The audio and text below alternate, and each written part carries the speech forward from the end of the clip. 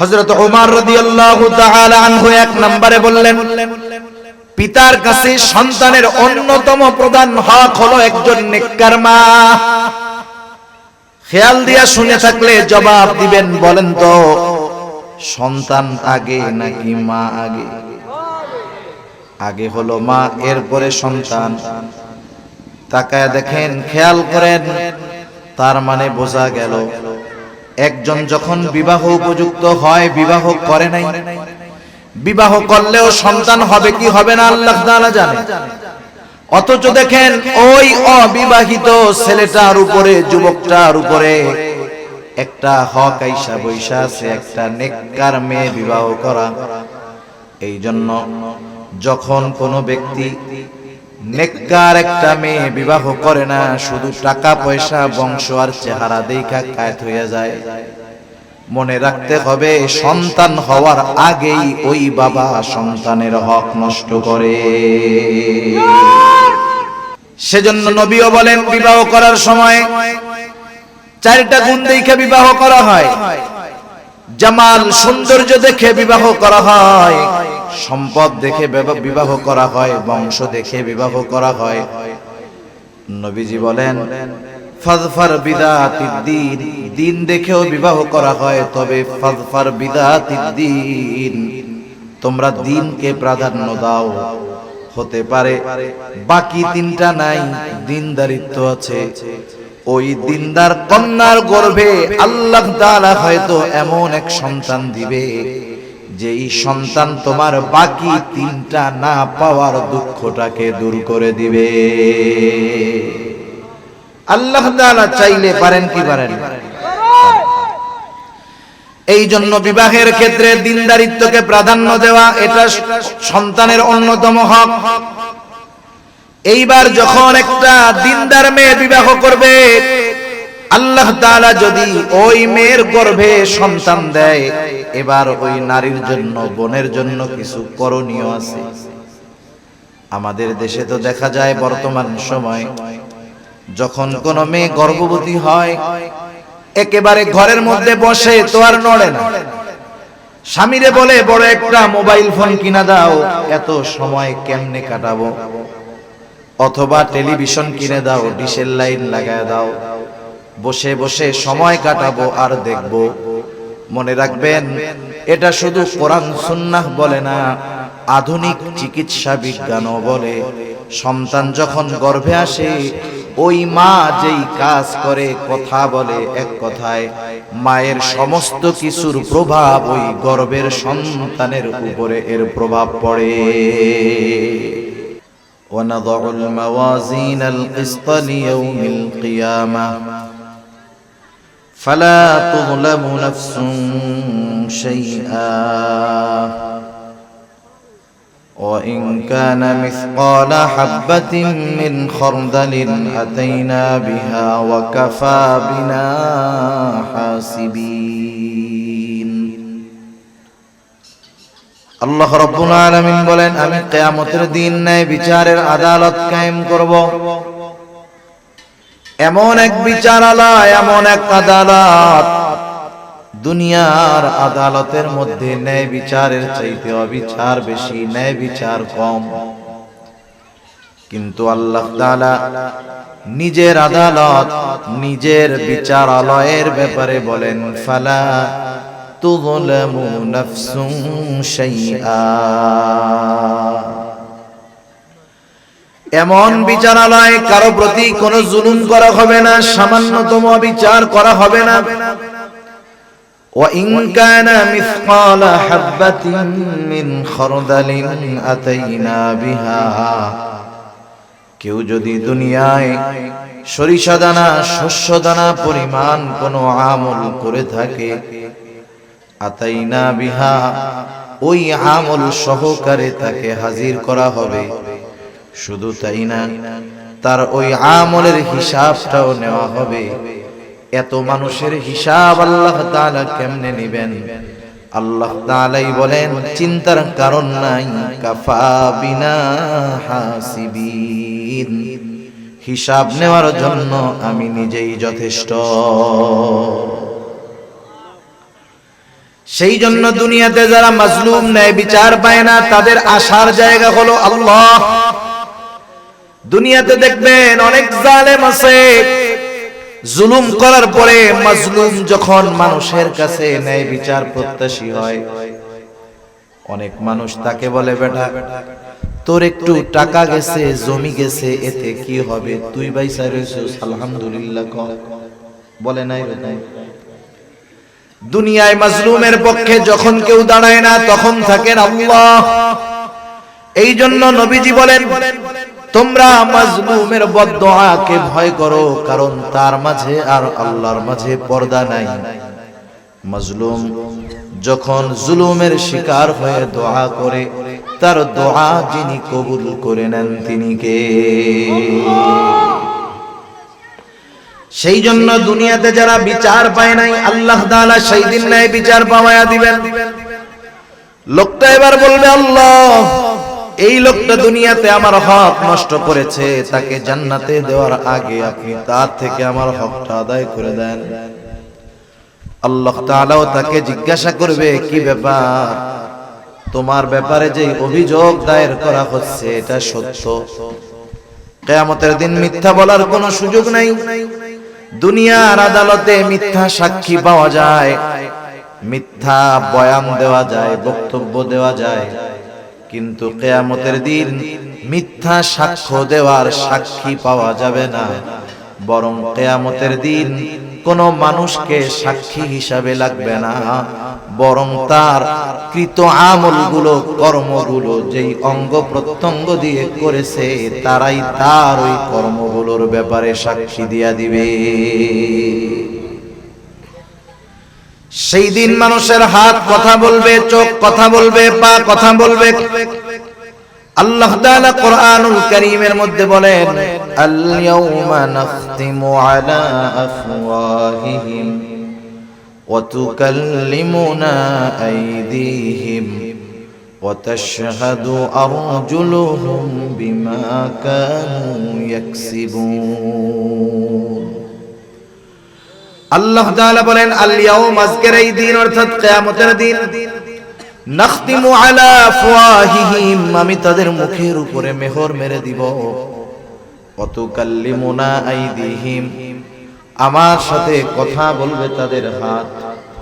ওয়া তাশহাদু আরজুলুহুম, সাক্ষী দিবে তাদের পা। বিমা কানু ইয়াকসিবুন, এই হাত পা দ্বারা তারা কি উপার্জন করেছে।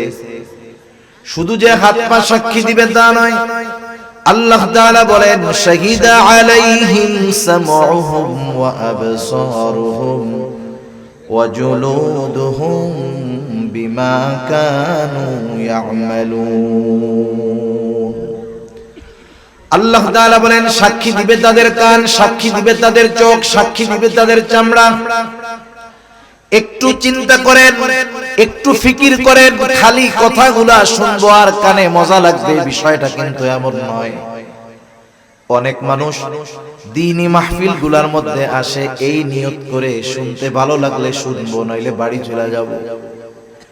বন্ধু বান্ধব মিলে আসে, একজন বলে চল, বাকি কয়জন বলে টাইম নাই, আরেকজন বলে চল যাই, একটু বসলাম, ভালো লাগলে শুনবো, নাইলে চলে আসবো, অসুবিধা কি, কেউ তো আর বাইন্দা রাখবো না, বলে কি বলে না। কিন্তু ভাই, কথা শুধু শুনলে হবে না, কথাগুলো নিয়ে চিন্তা করতে হবে। আমি আমার কথা বলতেছি না, কোন পীর সাহেবের গল্প বলতেছি না, কোন বানানো কথা বলতেছি না। আমার আপনার হাত পা চোখ কান চামড়া এগুলো যে কথা বলবে, সাক্ষী দিবে, এই কথা আমাদের যিনি জানালেন তিনি কে? কোন সংশয় সন্দেহের সুযোগ নাই, এগুলো কথা বলবে। এবার নিজের সাথে নিজে মাঝে মধ্যে একটু ওয়াজ করেন। আরে মিয়া, পাগল নিজের সাথে নিজে কথা কয় না, দেখছেন না নিজে নিজে কথা বলে। আরে পাগল তো সব জায়গায় বলে নিজের সাথে নিজে কথা। আপনি আমি একটু রাতের বেলা শুয়ে একা একা নিজের সাথে নিজে কথা বল, নিজে নিজে একটু ফিকির করবো যে এই হাত দিয়ে কত পাপ করেছি, এই পা দিয়ে কত পাপ করতে গিয়েছি, এই চোখ দিয়ে কত গুনাহ করেছি, এই জবান দিয়ে কত অন্যায় কথা, খারাপ কথা, বকাঝকা দিয়েছি, এই কান দিয়ে কত গুনার জিনিস শুনেছি। একটু হিসাব করেন। এরা তো আল্লাহ তাআলার গোয়েন্দা। যখন কেউ কোনো তদন্তের জন্য ছদ্মবেশে আসামি ধরার জন্য তদন্তে নামে, প্রয়োজনে গাড়ি চালায়, রিকশা চালায়, ভ্যান চালায়, বাদাম বেচে, মাছ বেচে, কৃষি কাজ করে, চিন্তা করে দেখেন কৃষকের সাথে মিশবে, কৃষক বুঝতে পারবে না গোয়েন্দা। এই হাত পা চোখ কান এগুলো হলো গোয়েন্দা, আমার আপনার কর্মের সাক্ষী। আজকে যতই আমার সাথে মজা নেক না কেন, কিয়ামতের দিন এরাই আমার বিপক্ষে সবচাইতে বড় সাক্ষী হয়ে দাঁড়ায়া যাবে। মিথ্যা বলার উপায় নাই। যেই অঙ্গ প্রত্যঙ্গ দিয়ে আমরা অন্যায় করি সেগুলাই কিয়ামতের দিন আল্লাহর সামনে আমার আপনার ব্যাপারে সাক্ষী দিবে, কথা বলবে। যাই হোক, লোকটা বলবে, হ্যাঁ আল্লাহ, আমার ব্যাপারে যা অভিযোগ দায়ের করেছে সত্য। আল্লাহ তাআলা বলবে, যাও তাকে তুমি তার হক আদায় করে দাও। পাহাড় পরিমাণ নেকের মালিক বলবে, আল্লাহ, এ তো দুনিয়া না, দুনিয়া যদি হইতো 1 শতক জমি নিয়েছি, বিনিময়ে 10 শতক দিয়ে দিতাম। এখন আমি জমি পাবো কোথায়, টাকা পাবো কোথায়?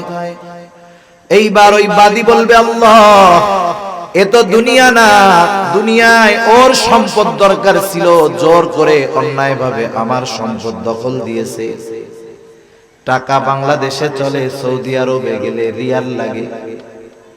এইবার ও বলবে, আল্লাহ, আমার জমির দরকার নাই, টাকার দরকার নাই, ওর তো পাহাড় পরিমাণ নেক আছে, ওর নেকের দ্বারা আমার হকটা আদায় করে দেওয়া হোক। এইবার পাহাড় পরিমাণ নেকের মালিক তার নেকি দিয়া হক আদায় করতে থাকবে। একের পর একজন আসবে, আল্লাহ তাআলার কাছে অভিযোগ করবে, আর পাহাড় পরিমাণ নেকের মালিক নেক দিয়া তাদের হকগুলো আদায় করতে থাকবে। একটা সময় মানুষের হক আদায় করতে করতে পাহাড় পরিমাণ নেকির মালিকের সব নেকি শেষ হয়ে যাবে। এখনো সিরিয়ালে অনেক মানুষ হক পাও না। এইবার ওই লোকটা বলবে, আল্লাহ, হক আদায় করতে করতে সব নেকি শেষ, এখন আমি কি করব?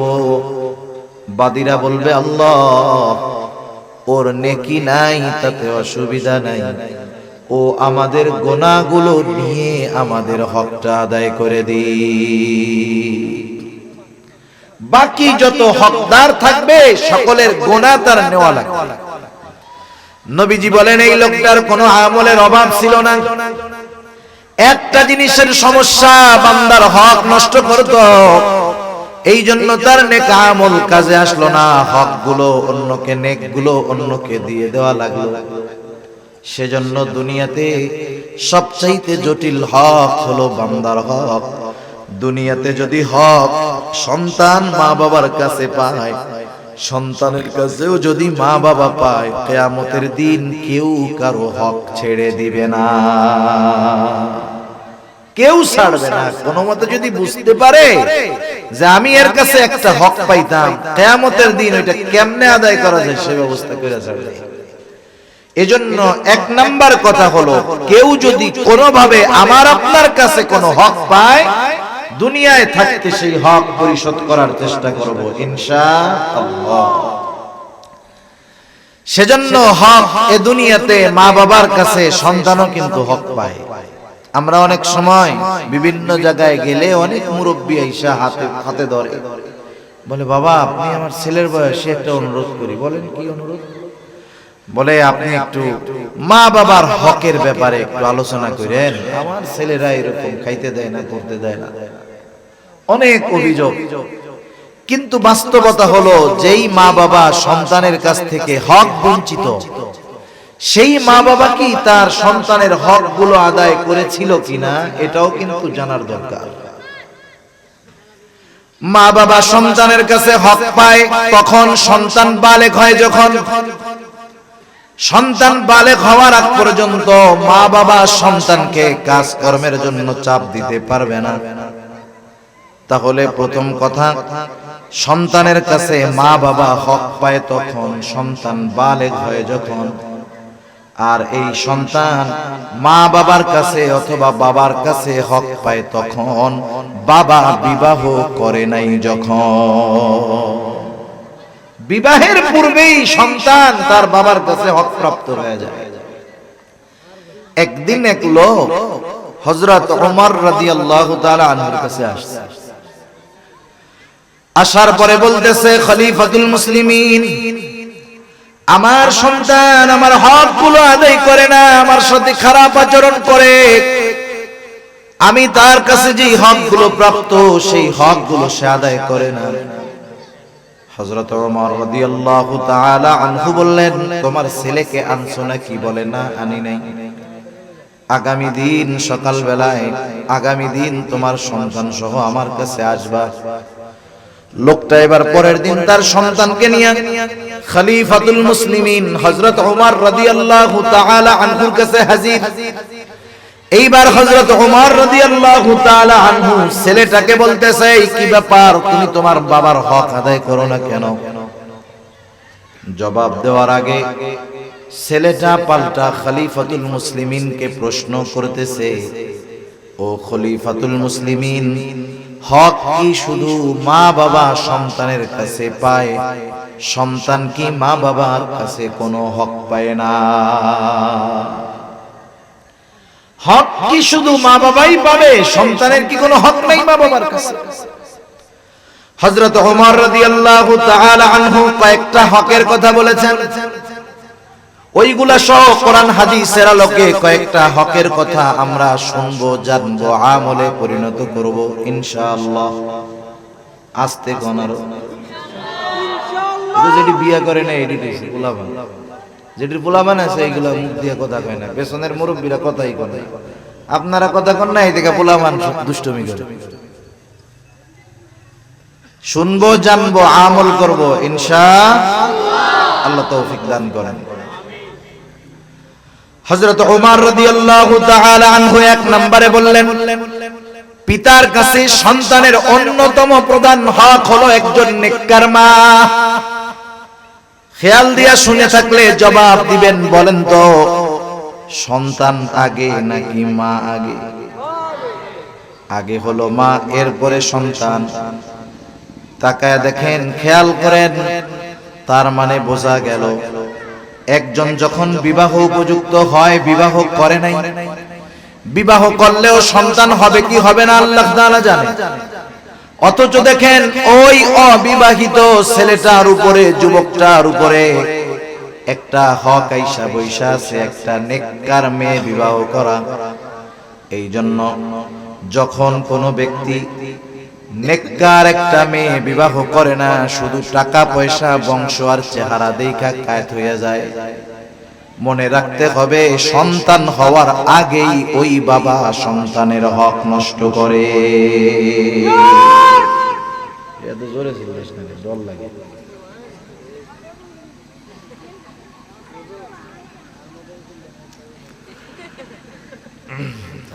জজবা বেশি বলছে, তাই না? সন্তান দুনিয়ায় আসার আগেই সন্তানের হক নষ্ট করে বসতেছে কত বাবা। সেজন্য নবীও বলেন, বিবাহ করার সময় চারটা গুণ দেখে বিবাহ করা হয়। জামাল, সৌন্দর্য দেখে বিবাহ করা হয়, সম্পদ দেখে বিবাহ করা হয়, বংশ দেখে বিবাহ করা হয়। নবীজি বলেন, ফাযফার বিদাতিদ দ্বীন, দ্বীন দেখেও বিবাহ করা হয়, তবে ফাযফার বিদাতিদ দ্বীন, তোমরা দ্বীনকে প্রাধান্য দাও। হতে পারে বাকি তিনটা নাই, দ্বীনদারিত্ব আছে, ওই দ্বীনদার কন্যার গর্ভে আল্লাহ তাআলা হয়তো এমন এক সন্তান দিবে যেই সন্তান তোমার বাকি তিনটা না পাওয়ার দুঃখটাকে দূর করে দিবে। আল্লাহ তাআলা চাইলে পারেন কি পারেন? এই জন্য বিবাহের ক্ষেত্রে দ্বীনদারিত্বকে প্রাধান্য দেওয়া, এটা সন্তানের অন্যতম হক।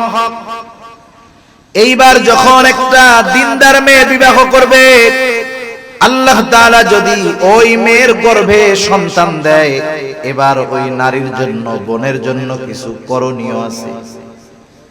আমাদের দেশে তো দেখা যায় বর্তমান সময় যখন কোনো মেয়ে গর্ভবতী হয় একেবারে ঘরের মধ্যে বসে তো আর নড়ে না, স্বামীরে বলে বড় একটা মোবাইল ফোন কিনা দাও, এত সময় কেমনে কাটাবো, অথবা টেলিভিশন কিনে দাও, ডিশের লাইন লাগায় দাও, বসে বসে সময় কাটাবো আর দেখবো।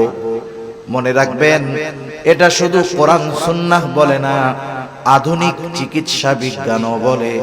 সন্তান যখন গর্ভে আসে ওই মা যেই কাজ করে, কথা বলে, এক কথায় মায়ের সমস্ত কিছুর প্রভাব ওই গর্ভের সন্তানের উপরে এর প্রভাব পড়ে। ওই সময় যদি মা ভালো কাজ করে ওর প্রভাবও সন্তানের উপরে পড়ে, মন্দ কাজ গুনার কাজ যদি করে এর প্রভাবও সন্তানের উপর পড়ে। এজন্য চিকিৎসা বিজ্ঞান নিয়ে যারা গবেষণা করে, ইউরোপ আমেরিকার বড় বড় ডাক্তার যারা প্রেগন্যান্ট মহিলাদেরকে নিয়ে বিভিন্ন কনফারেন্স করে আর তাদেরকে পরামর্শ দেয়, আপনি যদি চান আপনার সন্তানটা ভালো গায়ক হবে, তাহলে আপনি আপনার পছন্দের শিল্পীর গান শুনবেন, নিজেও গুনগুন কইরা গান গাইবেন, তাহলে এর প্রভাবটা সন্তানের উপরে পড়বে। আপনি যদি চান আপনার সন্তানটা ভালো অভিনেতা হোক, তাহলে আপনি যাকে পছন্দ করেন তার অভিনয় দেখবেন, নিজেও পারলে অভিনয় করবেন। এই যে ইসরায়েল হলো এমন এক দেশ, ওই দেশে যখন কোনো নারী গর্ভবতী হয় তার সমস্ত রক্ষণাবেক্ষণের দায়িত্ব ওই দেশের গভর্নমেন্ট নিয়ে নেয়, একেবারে নিবিড় পর্যবেক্ষণে রাখে তাকে। ওই প্রেগন্যান্ট মহিলাকে দিয়া জটিল জটিল সমীকরণ অঙ্ক করায়। ওই মেয়েটা যখন তার মেধা খাটায়, ওই মেধা খাটানোর প্রভাবটা গিয়ে ওই বাচ্চার উপরে পড়ে, যাতে করে বাচ্চাটাও মেধাবী হয়। চিন্তা কইরা দেখেন, গান শুনলে, গান গাইলে যদি গায়ক হয়, অভিনয় করলে, অভিনয় দেখলে যদি অভিনেতা হয়, বলেন তো কোন মা যদি কোরআন শুনে, কোরআন পড়ে, দুরূদ শরীফ পড়ে, ইস্তেগফার পড়ে, তাহলে এর প্রভাব কি বাচ্চার উপরে পড়বে না? সারা জিন্দেগি উল্টা পাল্টা কইরা এরপরে মানত করে, আল্লাহ আমার পোলারে বাইজিদ বুস্তামি বানাই দিয়ে। মিয়া, বাইজিদ বুস্তামি বানাইতে হইলে বাইজিদ বুস্তামির মতো মা হইতে হয়, এত সহজ না। সন্তান যখন এইভাবে চলতে থাকবে, এবার দুনিয়ায় যখন ভূমিষ্ঠ হবে সন্তান, রাসূলুল্লাহ সাল্লাল্লাহু আলাইহি ওয়াসাল্লাম এক হাদিসের মধ্যে বলেন, সন্তানের অন্যতম হক হইল তার ডান কানে আযান দিতে হবে, বাম কানে ইকামত দিতে হবে। আফসোস, সমাজের অনেক মানুষ এই জিনিসটা বোঝে না, জানে না। মনে করেন বাচ্চা হইছে হসপিটালে, বাচ্চা হইছে রাত ৩টার সময়, ফোন দিয়েছে ওই মহিলার স্বামীর কাছে যে শোনো তোমার একটা ছেলে হইছে, আলহামদুলিল্লাহ। এইবার যার ছেলে হইছে সে ফোন দিছে মসজিদের মুয়াজ্জিনের কাছে, রাত ৩টার সময় ফোন দিছে, হ্যালো আসসালামু আলাইকুম মুয়াজ্জিন হুজুর। রাত ৩টার সময় তো মানুষ মরলে ছাড়া পাবলিক ফোন দেয় না, দাওয়াত খাওয়াইতে তো আর ফোন দেবেন না ৩টার সময়। কই কে মরছে, কে মরছে? আরে মরে নাই কেউ, আমার একটা ছেলে হইছে। তা কি করবো? কই একটু আজান দিয়ে দেন। পোলায় হইল কই, খবর দেয় কই, আর আজান দেয় কই? আজান দিতে হবে, ওই নবজাতকের ডান কানে আজানের শব্দগুলো বলতে হবে, বাম কানে আজানের ইকামতের শব্দগুলো বলতে হবে। কোন পুরুষ যদি না থাকে, নারীরা এই শব্দগুলো দুই কানে শোনায় দিবে। দুনিয়ার কোনো আওয়াজ, দুনিয়ার কোনো কোলাহল, কোনো আওয়াজ তার কর্ণকুহরে প্রবেশ করার পূর্বে আল্লাহ তাআলার বড়ত্বের আওয়াজ তার কানে পৌঁছায়া দিতে হবে। এটা সন্তানের অন্যতম হক। এরপরে সন্তান যখন 7 দিন বয়স হবে, সুন্দর একটা নাম রাখতে হবে তার, সুন্দর একটা নাম, যেই নামটা তার ধর্মীয় পরিচয় বহন করে। কিন্তু আফসোস, মুসলমান ধর্মীয় পরিচয় বহনকারী নামটাকে শুধু সার্টিফিকেটের মধ্যে রাখা দেয়, আর ডাক নামটা এমন রাখে ডাক দিলে বোঝা যায় না এটা মুসলমান না অন্য ধর্মের। যদি ওই নামের কেউ থাকেন রাগ হয়েন না। আব্দুর রহমান, কত সুন্দর নাম না? কিন্তু পুরা নাম হইল আব্দুর রহমান টনি। আব্দুর রহমান সার্টিফিকেটের মধ্যে আছে, টনি টনি করে ডাকে এরকম। শহরে তো অনেকে টনি কুকুরের নাম রাখে। টনি মুসলমানের নাম না খ্রিস্টানের নাম না বৌদ্ধের নাম বোঝা যায়। সেই জন্য ডাক নামটা হবে এমন, ডাক দেওয়ার সাথে সাথে যেন বোঝা যায় এই লোকটা মুসলমানের সন্তান, নিজেও মুসলমান। আল্লাহ তাআলার কাছে নবীজি বলেন প্রিয় নাম হলো আব্দুল্লাহ আর আব্দুর রহমান। যদি আব্দুল্লাহ আর আব্দুর রহমান বেশি হয়ে যায় তাইলে আল্লাহর গুণবাচক যেই নামগুলো আছে ওইগুলোর সাথে আব্দ যোগ কইরা রাখা যায়। যেমন আব্দুল মালিক, আব্দুল খালেক, আব্দুস সামাদ, আব্দুস সবুর, আব্দুর রহিম, আব্দুল গফুর, এরকম নাম আছে না নাই? এই ধরনের নাম যখন কেউ রাখবে ডাকার ক্ষেত্রেও সতর্ক হওয়া লাগবে। আব্দুর রহিমকে রহিম ডাকা যাবে না, গফুরকে আব্দুল গফুরকে শুধু গফুর ডাকা যাবে না, আব্দুস সামাদকে শুধু সামাদ ডাকা যাবে না। আমাদের অবস্থা হইল আব্দুস সামাদকে শুদ্ধ ভাষায়ও সামাদ ডাকে না, মাঝে মধ্যে তেড়া বেকা করে কয়ও সামাদ দেয়, ডাকে না। এরকম ইসলামে নিষেধ, কারণ নাম এরকম ব্যঙ্গ করে ডাকা, এগুলো ইসলাম সমর্থন করে না, নিষেধ ডাকা। এগুলো জাহেলিয়াতের সময় মানুষকে আর এক মানুষ তার নামটারে ব্যঙ্গ করে ডাকে। সেজন্য নাম যদি রাখে সুন্দরভাবে তার পরিপূর্ণ নাম ধরে আমরা ডাকবো। সুন্দর একটা নাম, এটা সন্তানের অন্যতম একটা হক। এরপরে সপ্তম দিন আকিকা দিবে। আকিকা যদি ছেলে হয় দুইটা ছাগল দিয়া দিবে, মেয়ে হলে একটা দিয়া দিবে। আর যদি সামর্থ্য না থাকে ছেলেও হোক একটা দিয়া দিবে। 7 দিনের দিন সামর্থ্য নাই, পারলে 14তম দিনে দিবে, 14তম দিনে পারে নাই 21তম দিনে দিবে। এরপরেও যদি ওই সময় অ্যাবিলিটি না থাকে পরবর্তীতে যখন পারে তখন দিয়া দিবে। কিন্তু অনেক মানুষ ইচ্ছা করে গাফলতি করে, টাকা পয়সা অ্যাবিলিটি সামর্থ্য থাকার পরেও বিলম্ব কইরা চিন্তা করে কোরবানির সাথে একসাথে দিয়া দিমনে, আছে না এরকম? এই জন্য কোরবানি যখন আসে দেখবেন এক গ্রুপ কোরবানির সাথে আকিকা দেওয়া যাবে না, এইসব হারাম হারাম এইসব কইয়া উতরায় ফেলায়। আসলে আমলের ক্ষেত্রে যেটা সুন্নাহ তথা রাসূলুল্লাহ সাল্লাল্লাহু আলাইহি ওয়াসাল্লাম আমলের ক্ষেত্রে যেই পদ্ধতি বলছেন এটা অনুসরণ করা। ওই সময় যদি কেউ অপারগ হয় তখন জায়েজের পথে হাঁটবে। কোরবানির সাথে আকিকা দেওয়া জায়েজ, সুন্নাত নয়, দেওয়া যায় জায়েজ।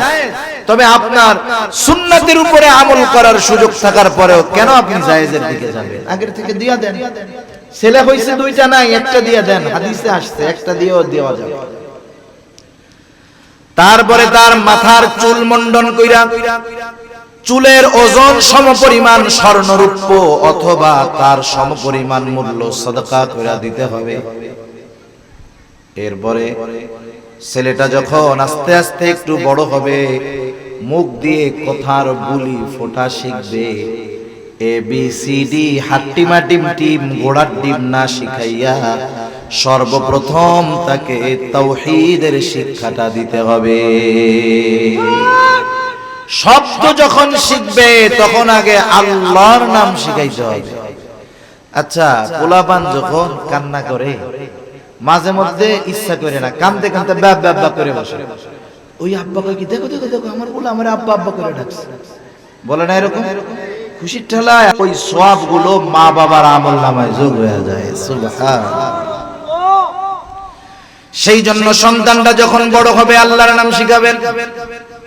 যখন বাক্য বলা শিখবে কবিতা আগে শিখায়েন না, লা ইলাহা ইল্লাল্লাহ মুহাম্মাদুর রাসূলুল্লাহ এই বাক্যগুলা তাদেরকে আমরা আগে শেখাবো। এরপরে হযরত ওমরও বলেন, যখন ওই বাচ্চাটা বড় হবে, শিক্ষা গ্রহণ করার মতো বয়স হবে, তখন ওই বাচ্চাকে কোরআনের শিক্ষায় শিক্ষিত করবে। এটাও সন্তানের অন্যতম হক, সন্তানকে দ্বীনি শিক্ষায় শিক্ষিত করা। রাসূলুল্লাহ সাল্লাল্লাহু আলাইহি ওয়াসাল্লাম জানায়া দেন, তালাবুল ইলমি ফরিদাতুন আলা কুল্লি মুসলিম। দ্বীনি ইলম শিক্ষা করা প্রত্যেক মুসলমান নরনারীর উপরে ফরজ, কিন্তু অভিভাবকের জন্য অধীনস্থদেরকে দ্বীন শেখানো ফরজ। সেই জন্য কোন অভিভাবক যদি তার অধীনস্থদেরকে দ্বীন না শেখায়, কিয়ামতের দিন ওই সন্তান কিন্তু তার জান্নাতে যাওয়ার বাধা হয়ে দাঁড়ায় যাইতে পারে। এই জন্য সন্তানকে প্রাথমিক শিক্ষা দিবেন দ্বীনি শিক্ষা। এই যে মাদ্রাসা, নুরানি মাদ্রাসাগুলো, এখানে যদি তার ভিত্তিমূলক শিক্ষাগুলো দ্বীনি শিক্ষা হয়, ক্লাস 2-3 পর্যন্ত যখন কোনো বাচ্চা পড়ালেখা করে এই মাদ্রাসাগুলায়, দ্বীনের উপরে, ইসলামের উপরে নিজের জীবন পরিচালনার জন্য মোটামুটি যা কিছু দরকার সবকিছু সে শিখে যায়। নুরানি আছে না এই জায়গায়? প্রদর্শনী দিয়েছেন।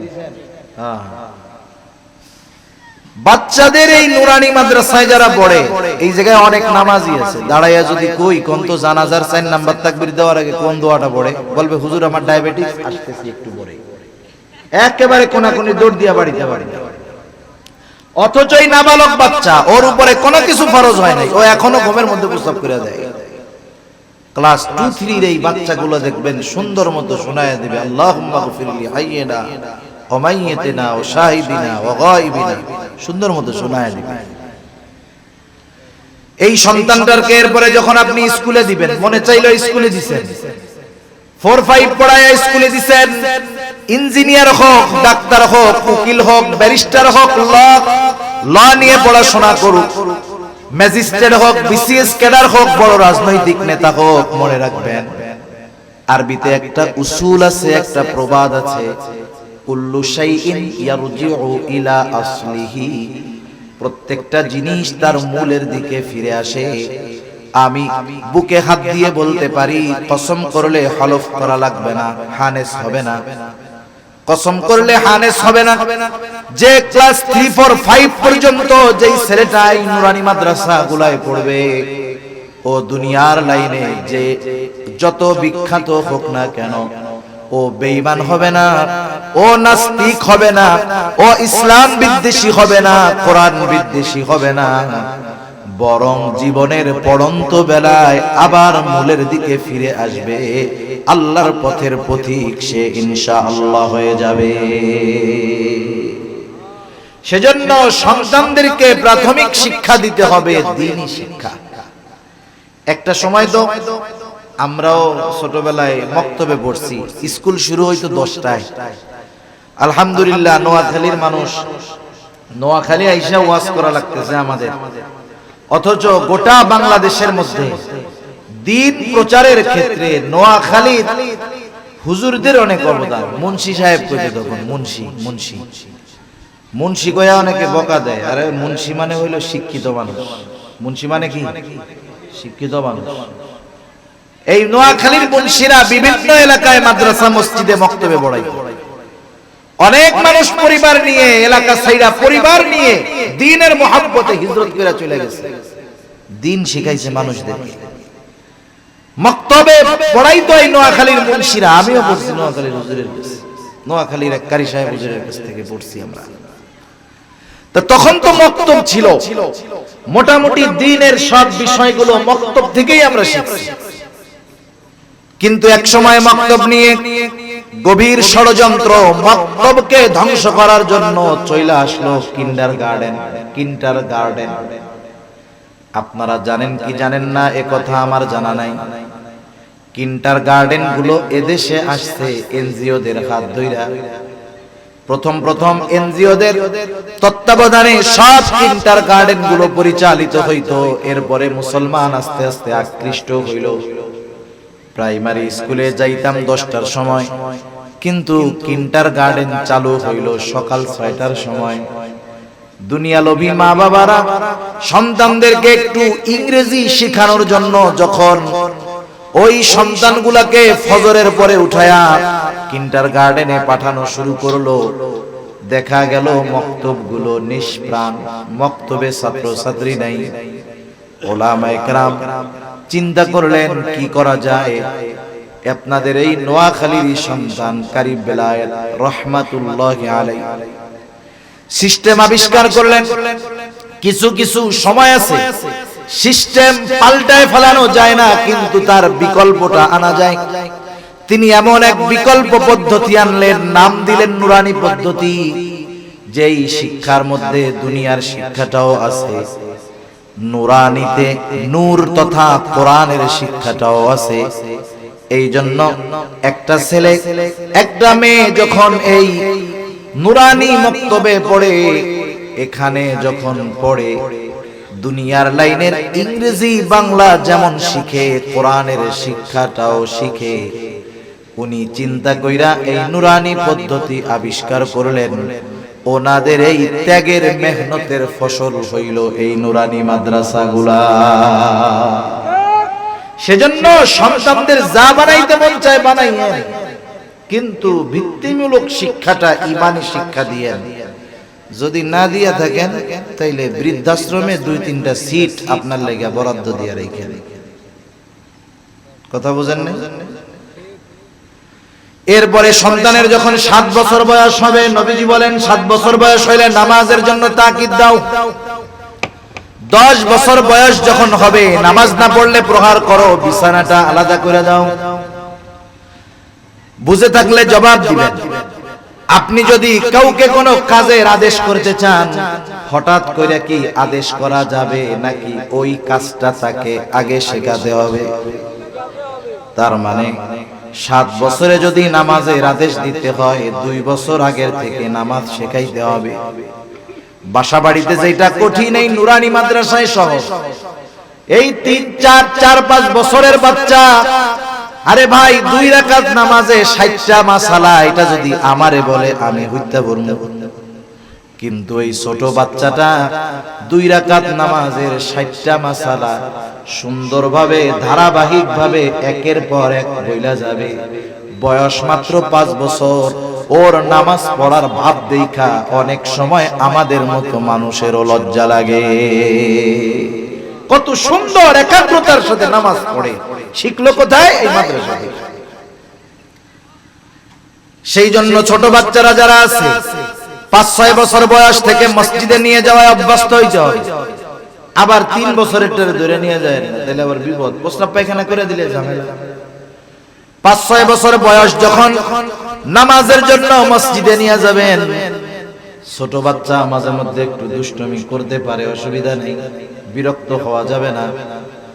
যদি ধমক দিয়া ওই 6-7 বছরের বাচ্চাটাকে মসজিদ থেকে এখন বাইর করে দেন, ওর যখন 16 বছর বয়স হবে, ধমক দিয়া বাইর করে দিছিলেন, 16 বছর বয়সে 2 পা ধরেও তাকে মসজিদে নিতে পারবেন না। সেজন্য আগে থেকে মসজিদের সাথে সম্পর্ক গড়তে হবে, সম্পর্ক গড়াইতে হবে।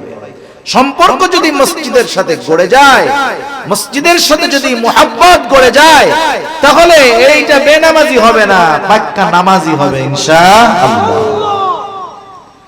বেশি কষ্ট আর দিব না, কয়েক মিনিটের মধ্যে শেষ। এরপরে সন্তান যখন বালেগ হবে, বালেগ হওয়ার পরে অভিভাবকের দায়িত্ব হলো সন্তানকে বিবাহ দিয়ে দেওয়া।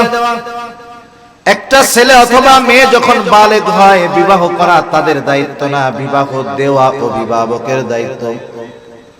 আল্লাহ তাআলা কোরআনুল কারীমের মধ্যে বলেন, ওয়া আনকিহুল আয়ামা মিনকুম ওয়াস-সালিহিনা মিন ইবাদিকুম ওয়া ইমাইকুম ইন ইয়াকুনু ফুকারা ইউগনিহিমুল্লাহ। আল্লাহ তাআলা বলেন তোমাদের অধীনস্থ বিবাহ উপযুক্ত যারা আছে তাদেরকে তোমরা বিবাহ দিয়ে দাও। ইয়াকুনু ফুকারা আয়ুগনিহিমুল্লাহ, যদি তারা দরিদ্র হয় তাদেরকে ধনী বানায়া দিবেন কে? তবে মুফাসসিরিনে কেরাম বলেন শর্ত আছে, শর্ত বিবাহ দিতে হবে। বিবাহটা কিন্তু ইবাদত। আমরা বিবাহটাকে মনে করি এটা একটা সামাজিক কর্ম, কিন্তু বিবাহ ইবাদত। বলেন তো ইবাদত সুন্নাত হোক আর নফল হোক আর ফরজ হোক, প্রত্যেকটা ইবাদতে নবীজির দেখানো পদ্ধতি আছে না নাই? সেই জন্য ছেলে হোক আর মেয়ে হোক বিবাহটা দিতে হবে সুন্নতি পদ্ধতিতে। যদি ওই বিবাহটা ইবাদত হিসাবে পরিগণিত করা যায়, ওই ছেলেটাও যদি দরিদ্র হয় তাকে আল্লাহ ধনী বানায়া দিবে।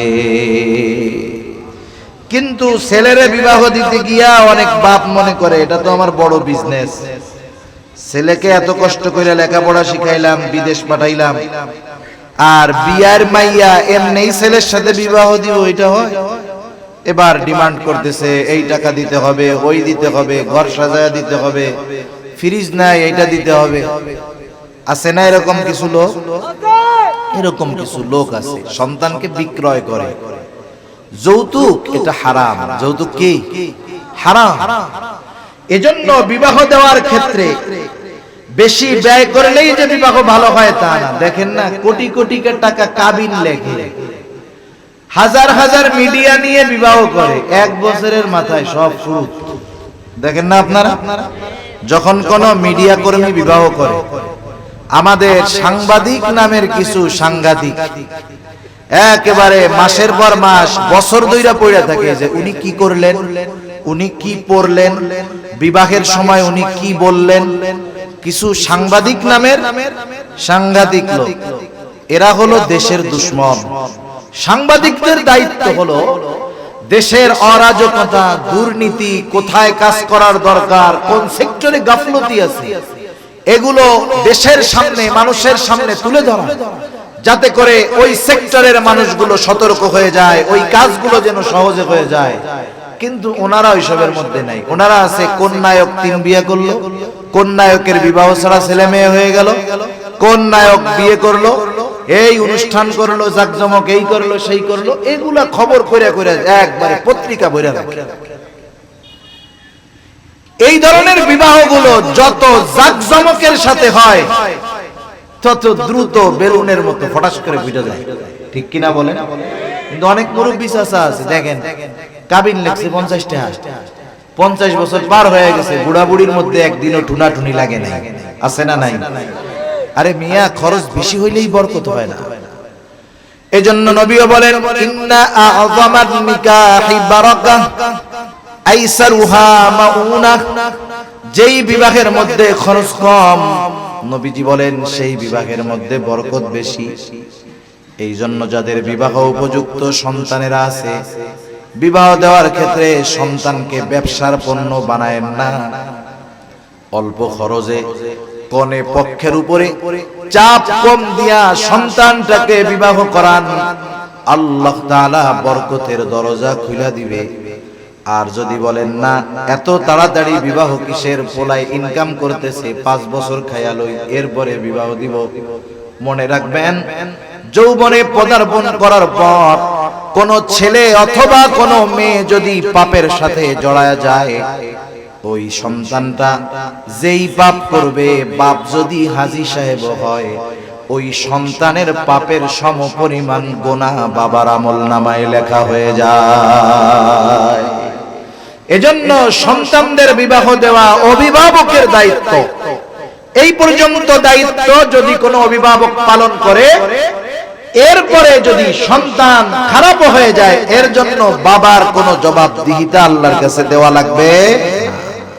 কিন্তু আল্লাহ না করুক, হকগুলো আদায় করলো না, সন্তান জাহান্নামী হইল, বাপ নেককার, কিয়ামতের দিন সন্তান ওই বাবার জান্নাতে যাওয়ার বিপক্ষে ভেটো দিয়ে দিবে। দেখুন না, জাতীয় সংঘে যখন কোনো বিল উত্থাপন হয়, সুপার পাওয়ার যেই দেশগুলো আছে, একজনও যদি বলে আমি এই প্রস্তাবের পক্ষে নাই, বাকি 4-5 জনের মত কোনো দাম ভেটু দিয়া দিবে। ভেটু কি বলবে সেই দিন? যেই অভিভাবক বা যেই বাবা তার অধীনস্থের হক আদায় করে নাই, সে যদি জান্নাতি আমল যদি কইরা থাকে, তার জান্নাতে যাওয়ার ক্ষেত্রে তার সন্তান বাধা হয়ে দাঁড়ায় বলবে রব্বানা ইন্না আতা'না সাদাতানা ওয়া কুবারানা ফাআযাল্লুনা আস-সাবিলা। বলবে রব ইন্না আতা'না সাদাতানা ওয়া কুবারানা, আমরা আমাদের নেতাদের আর বড়দের অনুসরণ করেছি, আমি আমার বাবার কথা মতো চলেছি, আমার বাবা আমারে নামাজ পড়তে বলে নাই তাই পড়ি নাই, দ্বীনের উপরে চালায় নাই তাই চলি নাই। উনি আমার বড়, উনি আমার অভিভাবক, উনি যদি আমারে বলতো আমি চলতাম, তাহলে আজকে যে আমি জাহান্নামী হইলাম এর জন্য তো আমি দায়ী না, আমার অভিভাবক দায়ী। আয় আল্লাহ, তাহলে কি করতে হবে? রব্বানা আতিহিম দি'ফাইনি মিনাল আযাবি ওয়ালআনহুম লা'নান কাবীরা।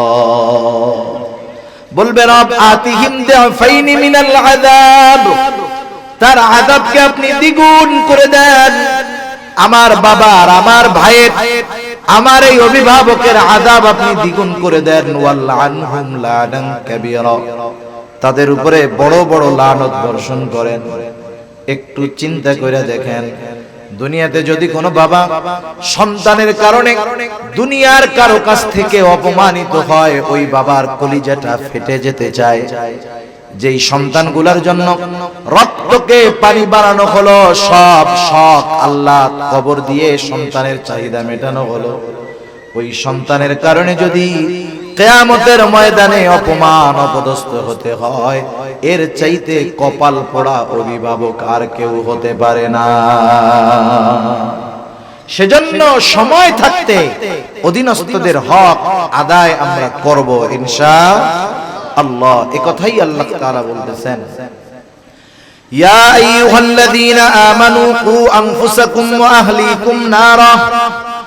আল্লাহ তাআলা বলেন, হে ঈমানদারেরা, নিজে জাহান্নামের আগুন থেকে বাঁচো, অধীনস্থদেরকে জাহান্নামের আগুন থেকে বাঁচাও।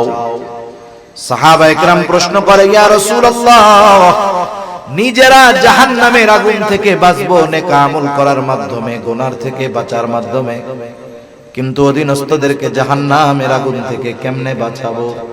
কারণ দুনিয়ার কোন মানুষ আরেকজন মানুষকে জাহান্নাম থেকে বাঁচাতে পারে না, জান্নাতেও নিতে পারে না।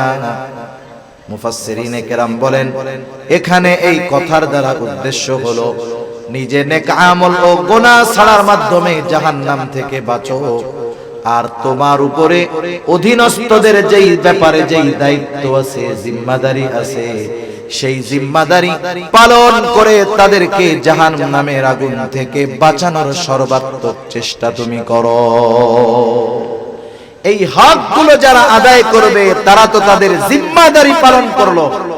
কিয়ামতের দিন তার অধীনস্থ মানুষগুলো হক আদায় করার পরে যদি জাহান্নামী হয়, তাকে ধরার মতো সুযোগ নাই। তবে যারা হক আদায় করে নাই, এদের কেউ যদি জাহান্নামী হয়ে যায়, কিয়ামতের ময়দানে সে ছাড় পাবে না। এজন্য নবীও বলেন, কুল্লুকুম রাঈন ওয়া কুল্লুকুম মাসউলুনা আন রাইয়াতিহি। নবীজি বলেন, প্রত্যেকেই দায়িত্বশীল, আর কিয়ামতের দিন প্রত্যেককে তার দায়িত্বের ব্যাপারে জিজ্ঞাসা করা হবে। সেজন্য সম্মানিত উপস্থিতি, আমরা আমাদের অধীনস্থদের হকগুলো আদায় করব ইনশাআল্লাহ। নাইলে এরাই পরকালে আমার আপনার জাহান্নামে জান্নাতে যাওয়ার অন্তরায় হয়ে যাবে, জাহান্নামে যাওয়ার কারণ হয়ে যাবে। আল্লাহ সুবহানাহু ওয়া তাআলা আমাদের সবাইকে কথাগুলো বুঝবার, আমল করবার তৌফিক দান করুন। সকলে বলি আমিন, আরো জোরে বলি আমিন।